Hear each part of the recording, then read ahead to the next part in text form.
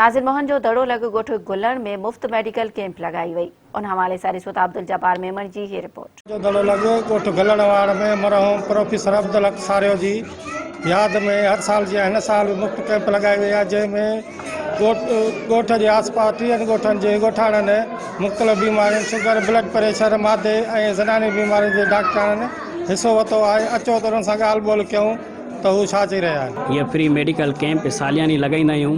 असांखे 3 साल थी विया आहिनि। ये कैंप हर साल लगायूं पिया।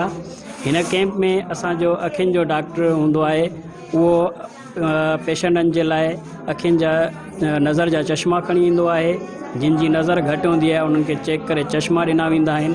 कोई अखियुनि जो इन्फेक्शन हूंदो आहे त उन्हनि खे उन जे हिसाब सां बोड़ा या मेडिसिन्स मिली वेंदी आहे। मां ही तव्हांजी कैंप ॾिसी ॾाढो ख़ुशि थियो आहियां ऐं मां इंशाअल्लाह ताला सभिनीनि डॉक्टरनि खे हथु ॾींदे एप्रिशिएट थियो आहियां त डॉक्टर एतिरा था उन पंहिंजे कम में इंगेज हुआ जो मां ॾिसी ॾाढो ख़ुशि पियो थियां।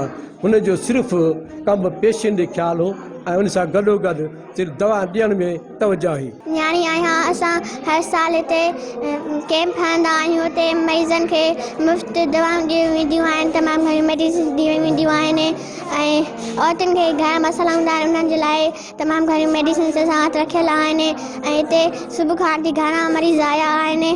तव्हांजो चेस्ट स्पेशलिस्ट आहे, पीट्स जो आहे, असांजो आई जो सेगमेंट आहे। असां जेको कई साईं अब्दुल हक सारे जी यादि में असां हर साल कैंप हणंदा आहियूं। हाणे हिन कैंप खे तक़रीबन 4थों साल आहे। असां हिन में आई ग्लासेस ॾींदा आहियूं, ऑइंटमेंट ॾींदा आहियूं, ड्राफ्ट्स ॾींदा आहियूं।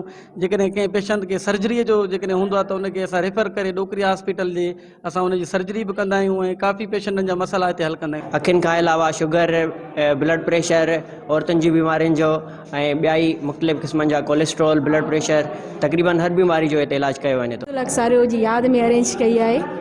हिन कैंप जो मक़सदु जीअं प्रोफेसर साहब सॼी उमिरि पंहिंजी जेका आहे समाज जे लाइ ऐं कमु कयो आहे ऐं हमेशह जेका हुनजो फोकस जेका समाज ते रहियो आहे। असांजो बि इहो ई आहे। उनजी यादि में असां फ्री मेडिकल कैंप इन करे अरेंज था कयूं त जीअं असां ग़रीबनि खे थोरो घणो फ़ाइदो ॾेई सघूं।